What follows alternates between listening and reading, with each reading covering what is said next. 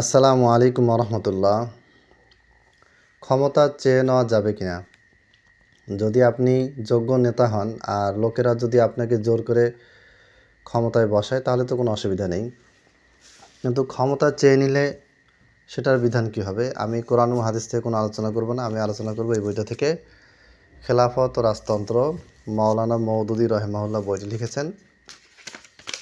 তো ক্ষমতা চাওয়া না চাওয়া নিয়ে তার বিভিন্ন মন্তব্য আছে, তবে যেই মন্তব্যটা কোরআন ও হাদিস দিয়ে তিনি দলিল দিয়েছেন সেটাকে আমি সঠিক মনে করতেছি। খেলাফত ও রাজতন্ত্র বইয়ের 73 পৃষ্ঠায় তিনি 7 নম্বর পয়েন্টে বলেছেন যে পদমর্যাদা দাবি এবং লোভ নিষিদ্ধ। এরপরে তিনি বলেছেন যে এটাও সে রাষ্ট্রের অন্যতম মূলনীতি ছিল যে খেলাফত বা ইসলামী শরীয়ত নিয়মকানুনে চলে। সেই রাষ্ট্রের অন্যতম মূলনীতি হচ্ছে সাধারণত রাষ্ট্রের দায়িত্বপূর্ণ পদ, বিশেষত খেলাফতের জন্য সে ব্যক্তি সবচেয়ে বেশি অযোগ্য অনুপযুক্ত যে নিজে পদ লাভের অভিলাষী এবং সেজন্য সচেষ্ট। পদের প্রতি খুব আগ্রহ, ভোট চেয়ে বেড়াচ্ছে, মানুষকে বলতেছে আমাকে ভোট দাও, আমাদের দলকে ভোট দাও। এরা খেলাফতের জন্য সবচেয়ে বেশি অনুপযুক্ত এবং অযোগ্য। এরপরে কোরআন মাজিদ থেকে তিনি একটি আয়াত পেশ করেছেন। আল্লাহ তাআলা বলেছেন, তিলকা দারুল আখিরাতু নাজআলুহা লিল্লাযিনা লা ইউরিদুনা উলুওয়ান ফিল আরদি ওয়ালা ফাসাদা। সূরা কসস আয়াত নম্বর 83।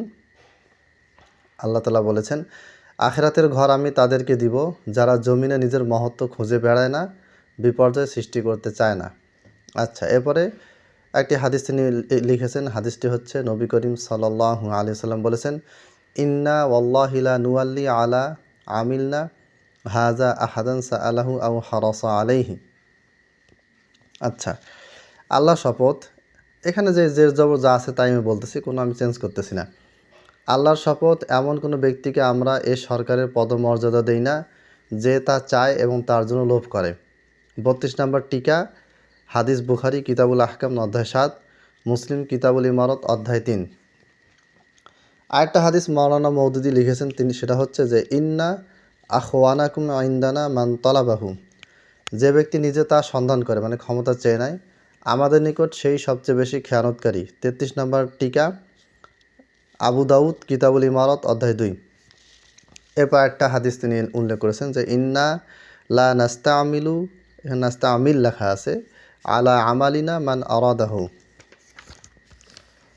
আমরা এমন কোনো ব্যক্তিকে আমাদের সরকারি কর্মচারী হিসেবে গ্রহণ করি না যে নিজে উক্ত পদের অভিলাষী।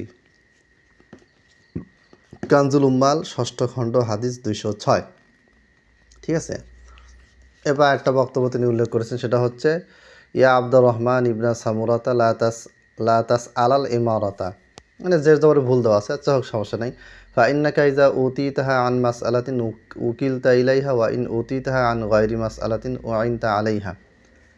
আব্দুর রহমান ইবনে সামুরা রাদিয়াল্লাহু তাআলা আনহুকে রাসূলুল্লাহ সাল্লাল্লাহু আলাইহি ওয়াসাল্লাম বলেন, আব্দুর রহমান, সরকারি পদ দাবি করো না, কেননা চেষ্টা তদবির করার পর যদি তা তোমাকে দেওয়া হয় তবে তোমাকে তার হাতে সঁপে দেওয়া হবে, আর যদি চেষ্টা তদবির ছাড়াই তা লাভ করো তবে তার হক আদায় করার ব্যাপারে আল্লাহর পক্ষ থেকে তোমাকে সাহায্য করা হবে। 35 নম্বর।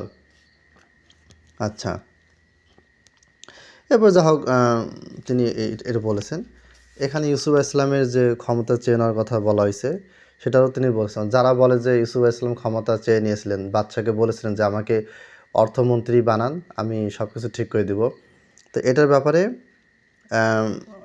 তিনি জবাব দিয়েছেন যে যে মূলত ইউসুফ আলাইসাল্লাম কোনো ইসলামী রাষ্ট্রে এই পদ দাবি করেননি, দাবি করেছিলেন এক কাফের রাষ্ট্রে, কাফের সরকারের কাছে। সেখানে এক বিশেষ মনস্তাত্ত্বিক সন্ধিক্ষণে তিনি উপলব্ধি করেন যে আমি যদি বাদশার কাছে রাষ্ট্রের সর্বোচ্চ পদ দাবি করি তবে তা পেতে পারি, আর তার মাধ্যমে এদেশে আল্লাহর দ্বীন বিস্তার করার পথ সুগম হতে পারে। কিন্তু আমি যদি ক্ষমতার দাবি থেকে বিরত থাকি তাহলে কাফের জাতির হেদায়েতের যে দুর্লভ সুযোগ আমি পাচ্ছি তা হাতছাড়া হয়ে যাবে। এটা ছিল এক বিশেষ পরিস্থিতি, তার উপর ইসলামের সাধারণ নিয়ম আরোপ করা যায় না। মানে ইউসুফ ইসলাম ক্ষমতা চেয়ে নিয়েছিলেন, এটাকে দলিল হিসেবে কোনো মুসলমান যেন পেশ না করে, সেই ব্যাখ্যাটা তিনি এখানে উল্লেখ করলেন। অতএব মাওলানা মওদুদী রহিমাহুল্লাহর অনুসারী যারা আছেন তারা অবশ্যই কথাগুলি ভাববেন, বুঝবেন, বোঝার চেষ্টা করবেন। আমি কোনো ব্যাখ্যা দিচ্ছি না, জাস্ট তিনি কি বলেছেন সেটা আমি পড়ে শোনালাম। আর এই বইটা অনুবাদ করেছেন জামাত ইসলামেরই সদস্যরা অনুবাদ করেছেন, তারাই প্রচার করতেছেন। আপনারা বিষয়গুলি ভাববেন ইনশাআল্লাহ। আসসালামু আলাইকুম ওয়া রাহমাতুল্লাহি ওয়া বারাকাতুহু।